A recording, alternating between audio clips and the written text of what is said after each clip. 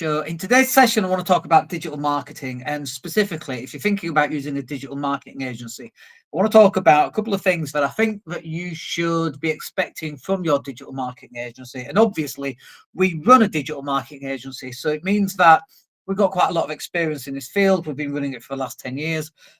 We've done some things very well, we've done some things very badly, we've learned from them, and then we've improved them, and then our clients get to benefit from all that experience. And today's session is really encompassing some of that, just to help you guys. If you're thinking about, okay, I need a digital marketing agency, then this should help you kind of understand what you need from a digital marketing agency and how they can actually help. And so what tends to happen, this is something that we've noticed, is that in a digital marketing agency world, there's a lot of freelancers, and these are people who they work for themselves. They'll charge X amount of pounds per month, and they're only really good at one particular aspect of digital marketing, which can really work against you, because we know that digital marketing, for example, it covers everything from video creation, content creation, image creation, SEO, website, landing page design, Facebook ads, Google ads. There's just so many aspects to it. Podcasting, for example, getting your podcast out, creating video shorts to get yourself on TikTok and Instagram and Facebook and all that good stuff. And so usually, if you are using a freelancer or someone from overseas, it actually takes more time to continually explain to those people exactly what you want. And oftentimes they haven't actually got the skill set. And I think one of the areas that we've got really right is that all of our clients get one singular point of contact. It might be two. If they're running Facebook ads, they'll speak to the person that runs their Facebook ads campaign. But they'll normally only speak to one person, and that we call them a content coordinator. And it works really well. So I'll give you an example. Somebody might come, and this is an actual example from one of our clients, right? So somebody might come and go, we've just created this new division, and we want to create some content for this new division. We need a PDF brochure, we need some short videos, and we need some Facebook ads and Google ads as well. Now, think about that. We need images, we need content, we need SEO, we need Facebook ads, we need a brochure that can go off to the printer and be print ready, not just an online PDF, but it's print ready. Like, think about all the skill sets that goes into actually creating something like that as a digital agency. It's a lot. And one of the downsides of using freelancers, sure, they might be cheaper, okay, because it's just a one-man band at home in Sheffield, working on whatever it is working, but it stops there. Where does the experience, the 10 years of experience in digital design come in? Where's the 10 years experience in video editing? Where's the 10 years experience in print? And it's very difficult for that individual freelancer to be able to do all of that stuff. And generally what they'll tend to tell you as well is that if the only thing you've got is a hammer, everything you'll see is a nail. So if they're really good at images, guess what sort of content you're going to be having? If they're really good at Facebook ads, you're only going to get Facebook ads. If they tend to be really enjoy doing video editing, they're only going to do video editing. And actually, that's not what it gets it done in 2025. It's a whole encompassing number of things: video editing, image editing, podcasting, Facebook ads, Google ads, print stuff like, brochures and stuff that stick on the side of your car, T-shirts. All that stuff is really what is important in terms of you growing your business and getting your business in front of as many people as you can. Because let's not forget that actually, when we're talking about marketing, that's what marketing actually is. It's about getting your product in front of as many people as you can. And that's step number one. And then step number two is about getting it in front of the right people.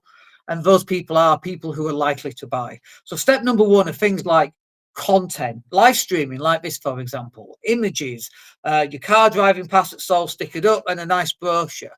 That will get you noticed. The next stage is to get you on to where people who are ready to buy what you sell are there and ready to do it. And that's where Facebook ads and Google ads, that's where all of that stuff comes in, because you can actually target buyers, not just people who are generally interested in what you do. Now, you could say, well, Dan, I'm just going to run Facebook ads and Google ads. And yes, you could do that, but you're not going to get the same efficiency as running Facebook ads and Google ads, as well as all the content and the t-shirts and the downloadable PDF, the downloadable, sorry, not the downloadable, the printable brochures. You need all of that stuff, a good presence, speaking in front of qualified buyers and getting yourself in front of as many buyers as possible. And so let's talk about some of the ways in which we actually help our clients do that. So for example, one of the things we introduced late last year actually was an interview. So we would interview our client for about 45 minutes, and we have a special interviewer who's trained to just interview them and pull out all the information that's going to be relevant to them promoting their business. From that one singular piece of content, we run what's called the 90-10 principle. And the 90-10 principle is where we get them just to turn up for 45 minutes. That's the 10%. They do the 10%. Now we've got them, we can interview the heck out of them. Now we've got the interview, we're able to then pull out the other 90%, and that's all the content that we create around that interview. So that might be not fully inclusive. I don't know what I was trying to say there, but that might be, for example, pulling out an MP3 and uploading that. So now you're on Spotify and iTunes and Amazon, because now you've got a podcast. It might be creating little images for a product that we've mentioned and a story around the product to drive traffic back to that product. It might be creating little short videos, less than 1 minute long, because that's what really gets your viewing figures up on YouTube and Instagram and Facebook and these days TikTok as well, randomly. Like we've got a TikTok channel, we get, I don't know, 750 views for every video, more or less on average, I would say. And our buyers are across all platforms. They're on Instagram, they're on Facebook, they're on Twitter, they're on LinkedIn, they're on TikTok, they're on all of these things. And all of this content that we create out of these interviews, it gets plastered across all of those social media platforms. Because again, marketing is about getting you in front of your customers as often as you can. And then the next stage is we'll run some Facebook ads. So when we talk about what should you be expecting your digital marketing agency to do for you, one of them is interviews. Pulling out those interviews, creating little short videos, pulling out little graphics that they can use with some text to drive traffic back to the product. All of that should be included as well. And then as well as that, you should also be expecting them to run your Facebook ads and your Google ads. Now, we're really lucky because we've got some high-paying clients. And when I say high-paying, I mean from a Google ad spend and from a Facebook ad spend, they spend tens of thousands of pounds every single month. I mean, think about that for a second. Imagine if you spend tens of thousands of pounds just on ads, on paid ads, Facebook ads and Google ads. How much traffic do you think you'd be getting? And that's lead gen 101. But also you have to have the content. It can't just be paid ads. But imagine if you ran £500 a month, £1,000 a month, £2,000 a month on Facebook ads, as long as the advert works and the landing page converts and you have a mechanism for follow-up and getting those sales. Like literally, that's where you should be in your business right now. It shouldn't be feast or famine when it comes to generating leads. It should be just on all the time and the leads come through. And I had a long conversation with Graham this morning, who's in charge of all our delivery. And I'm talking about every time a lead comes in, somebody should be notified.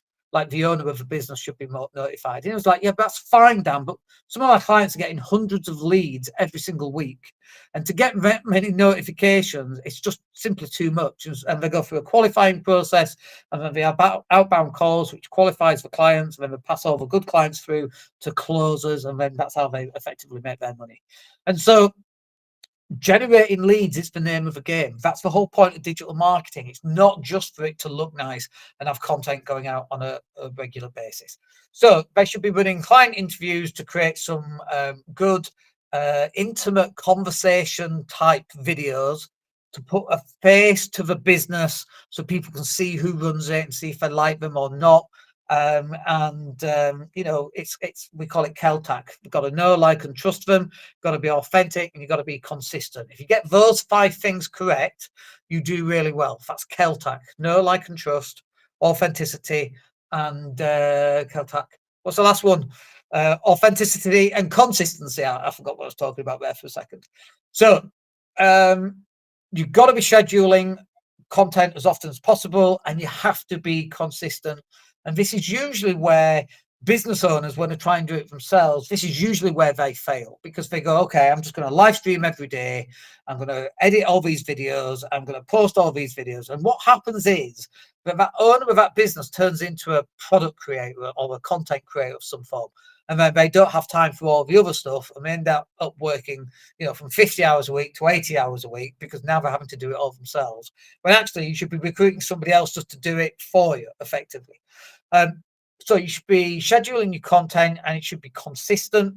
And then you should also be running paid ads. And paid ads usually will consist of Google ads and Facebook ads. And we mentioned this in a video I recorded this morning, actually.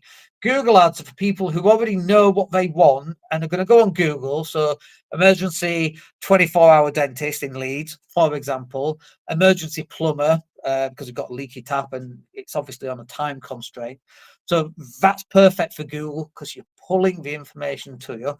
And then Facebook ads are for more generic stuff, like for brand building and that kind of thing as well. So that when you're running adverts on Facebook, we run them for Facebook ads. We've got a 50% off offer going on right now for the first 2 months. So we'll run that on Facebook because we actually don't run that on Google, because no one's pulling that information to them. They'll see it as they're scrolling through Facebook and go, oh, that's interesting. And then they'll keep on seeing it after that. And then the other thing here is that you should be expecting reports. So when we actually create Facebook ads and Google ads, you actually end up with a weekly report. So you can see how many click-throughs, what are the keywords, which adverts have got the best response, what's the click-through rate, and all of that kind of thing. And then at the end of the month as well, you're also going to get a content report with everything, all encompassing how many what your Google Analytics looks like, where that client came from, or where the traffic came from, I should say, which was the social media platform that drove the most traffic. What about Google search? What's that looking like? That's all in there, included on those end of month reports. Very valuable. And then it also, in those end of month reports, it actually explains what we've done. This is how we do ours. And I think this is what you should be expecting from your digital marketing agency. It tells people this is what we've done. Because I think what happens is a lack of transparency is going on right now, where you pay a whole bunch of money to a digital marketing agency and you actually know what they're doing. They don't know what we're working on. I mean, you don't know what they've done, right? And so we don't like that. We want you to be able to see what work we've actually done. And so we have full transparency. And then in addition to that, we also tell you, this is what we expect to do next month. And what about this? What about that? What about something else? So we're coming up with different ideas as well. And if you're not getting that, I think you need to be getting that. And you need to be able to have a conversation with your marketing agency and be able to go, actually, Dan, this is what we want to run next month. What's the best way of driving traffic to it? And have that conversation. That's where you get your content coordinator, or sometimes it's me, depending if it's a higher level thing. You'll get us on a call and we'll go through what we think you should actually be running in your business to generate more leads, or where do you want the business to go? What products do you actually want to sell next month? It's this, and this. Okay, so how are you currently driving traffic to those products? And what is the actual traffic source? Is it SEO? Is it live streaming? Is it images type of content? Is it short form video type of content? Is it Facebook ads? Is it Google ads? Is it LinkedIn ads? Because all those things do all sorts of different things. And you should be able to have a conversation with your digital marketing agency where you're actually running through all the different methods of driving traffic to that. And you should be asking them, and they should be giving you feedback and all of that kind of thing. And that will do it. I actually need to take the dog out. So I'm sure you can hear her. She's staring at me because she needs to go out. It's such a busy day. So if you've got any questions about that, just come and find me on social media. come and ask me. If you want to book a strategy call, then you can also do that. Just go back over to our website and you'll find it. Links everywhere. We're not difficult to find in 2025, let's face it. And I hope you find that useful, and we will catch up with you on the next podcast. My name's Dan Latter. Hope you have a wicked day. Take care.